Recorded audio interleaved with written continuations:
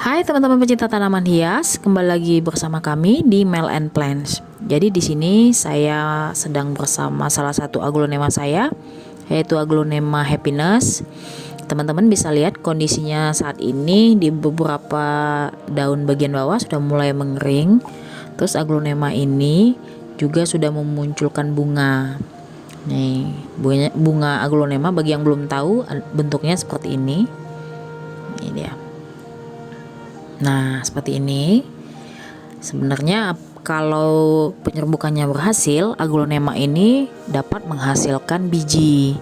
Dan biji itu bisa kita tanam dan menghasilkan bibit-bibit aglonema. Tapi untuk beberapa penghobi ataupun petani tanaman hias, biasanya bunga aglonema ini dibuang karena bunga aglonema ini sendiri dapat menghambat pertumbuhan dari daun aglonema.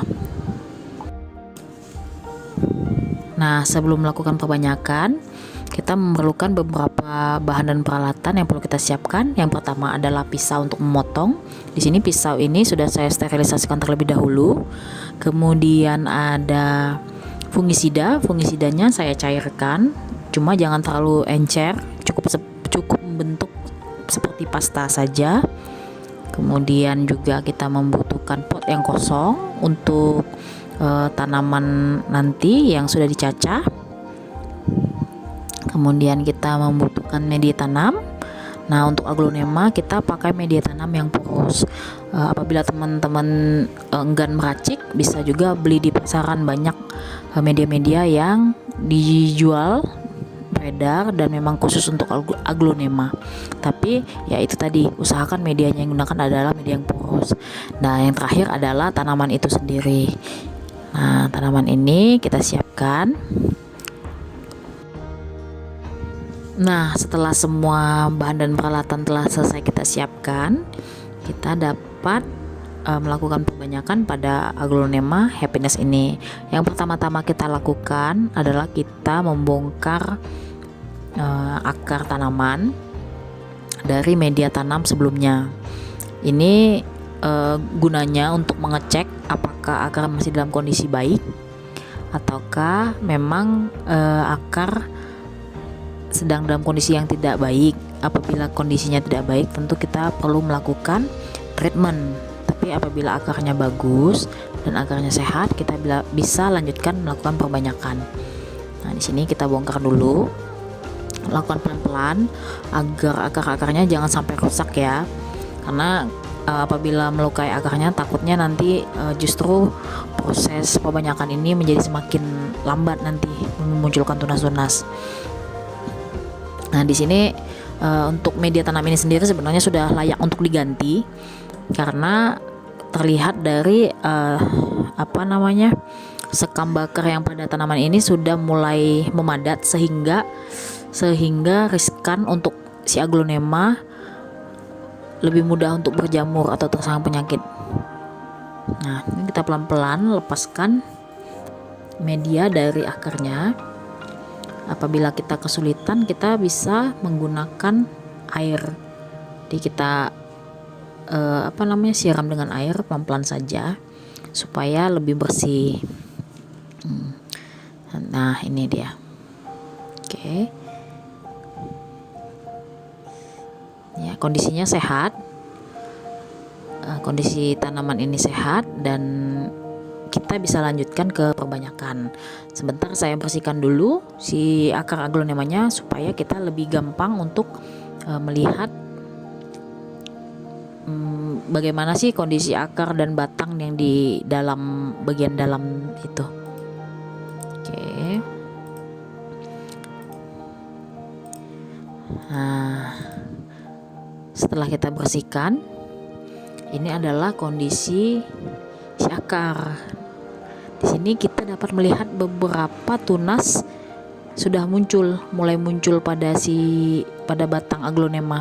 Nah, ini 1, 2, 3, 4, 5. Ternyata banyak sekali ya.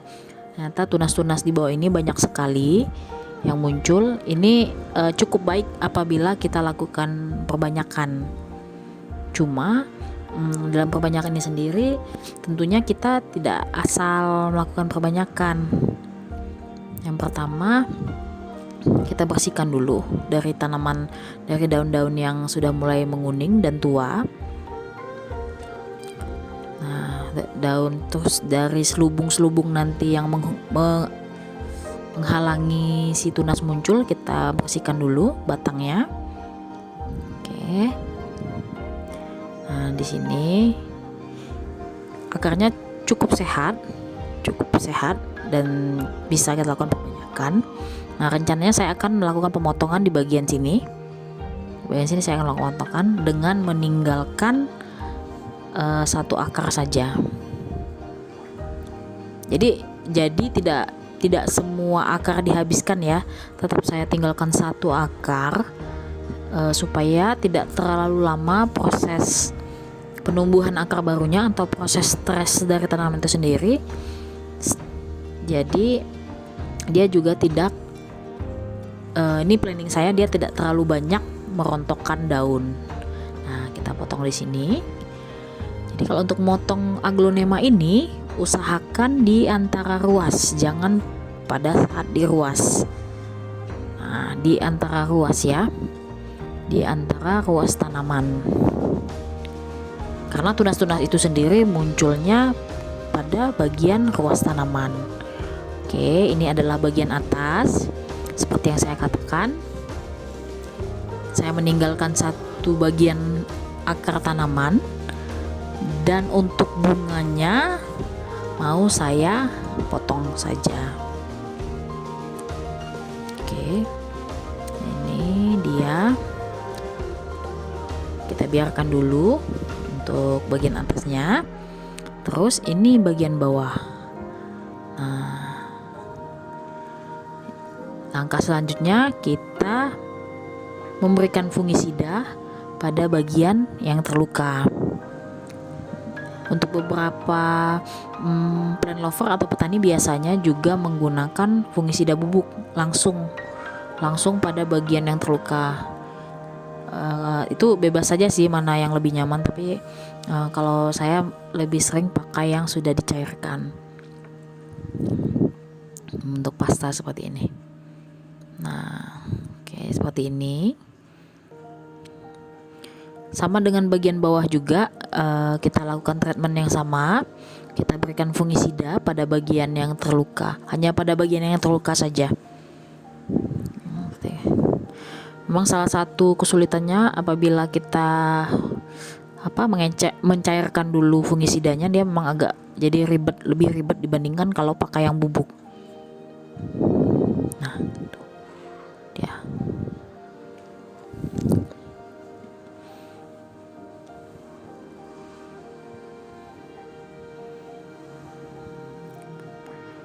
Oke, ya.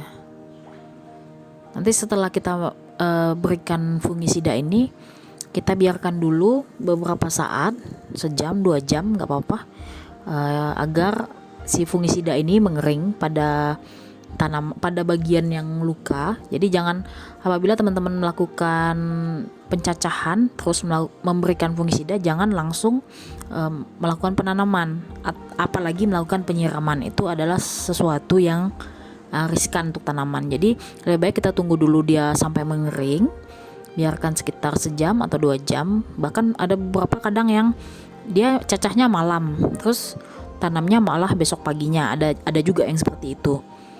Tapi mungkin kalau saya nggak sampai bermalam, sekitar 2 atau 3 jam udah cukup. Kita biarkan itu. Kita lihat apabila sudah mengering pada bagian yang terluka, sudah siap kita lakukan pencacahan.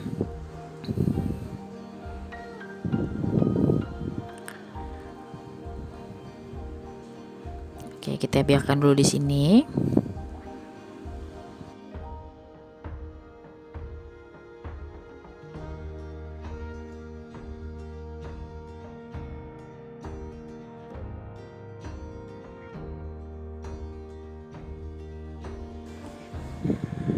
Ini adalah video yang saya ambil setelah dilakukan 4 hari penanaman, di mana bagian bawah itu saya tanam ke media tanam dengan memunculkan sedikit saja bagian atas batang.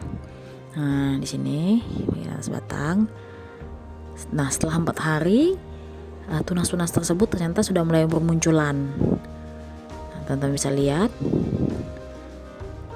Oke, seperti ini.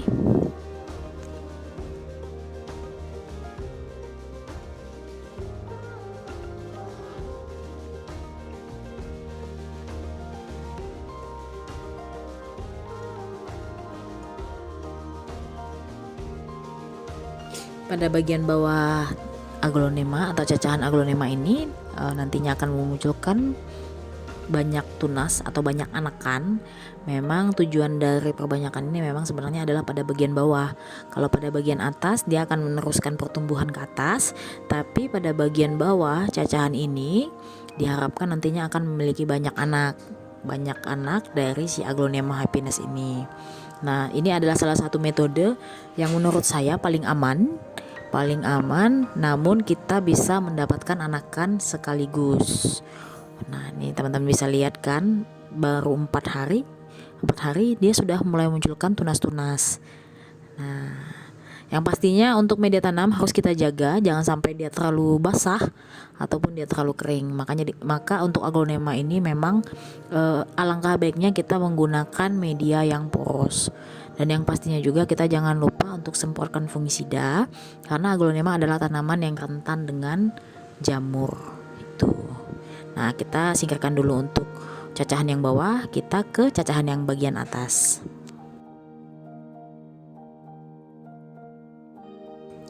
Nah, seperti yang teman-teman lihat di sini, untuk cacahan bagian atas dari si aglonema happiness ini, saya lakukan metode penyungkupan. Kenapa saya lakukan metode penyungkupan?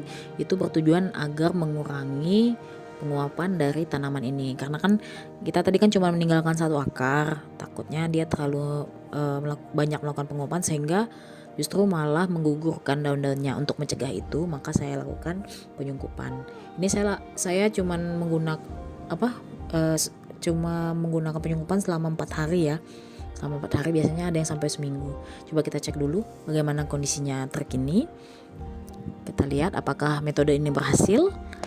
Oh ya, sebelum kemarin ketika ditanam cacahan bagian atas ini kita siram dulu medianya. Tapi cukup sekali itu saja. Cukup sekali itu selama 4 hari. Nah, sampai kita buka, kita lihat ternyata daunnya masih segar. Ternyata metode ini cukup berhasil diaplikasikan untuk aglonema yang cacahan bagian atas. Nah, di sini teman-teman lihat daunnya masih segar sekali dan tidak ada satupun daun yang gugur. Nah, kita bisa cek apabila medianya masih cukup basah, kita nggak perlu siram, tapi jika medianya sudah agak kering, kita bisa lakukan penyiraman. Nah, cukup sekian video dari kami. Mudah-mudahan teman-teman suka dan bermanfaat bagi teman-teman yang ingin membudidayakan tanaman hias. See you next and bye-bye.